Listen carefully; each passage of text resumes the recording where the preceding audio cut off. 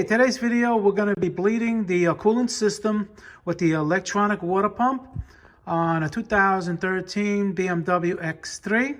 But this procedure applies to most vehicles, BMWs that have electronic water pump. Well, it's down here. It looks like an alternator, and with the hoses hooked to it. And what you're going to have to do, anytime let's say you let the coolant out, you replace a hose or the radiator, you have to do this procedure. All right. And I ran the procedure. I ran the engine without doing the procedure, figuring it would clear up. Everything was working good, but this the bottom hose over here was ice cold. So you have to run this procedure in order to get the air out.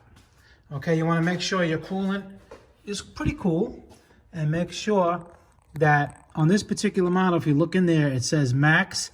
The coolant has to be just above, you see it over there?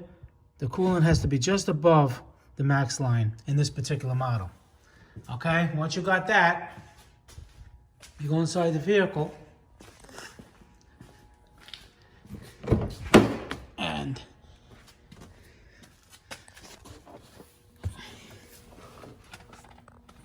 okay, you turn the key on, or if you have a push button, you turn it to the first one where all your lights light up. Do not start the engine. Okay, well, this is already off. I'll put it on. You put this on, you put your heater on, okay, and you put your temperatures on both if you have climate control, or 1 maximum all the way. This one happens to be 84s all the way on both, and if you only have a single, put it as high as it goes.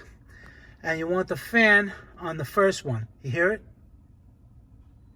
It's on the first one. And now what you do, I have this kind of lift, so I have to do it with the, you hold the gas pedal all the way to the floor for 10 seconds.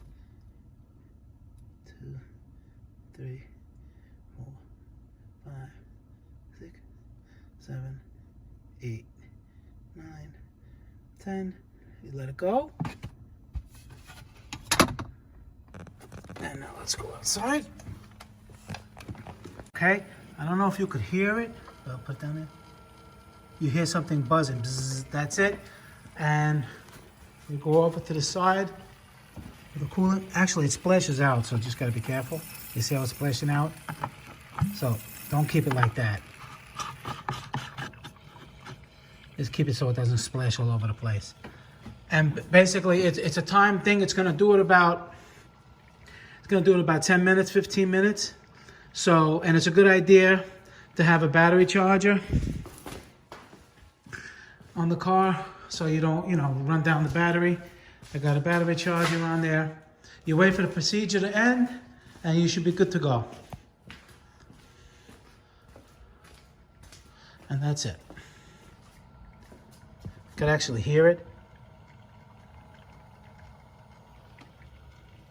You can hear all the bubbles coming out and everything. All right, and that's how you do it. All right, Motor Car Nut, please subscribe, hit the like button. Any questions, leave them below, and I'll get back to you as soon as I can. Thank you very much for watching. I appreciate it.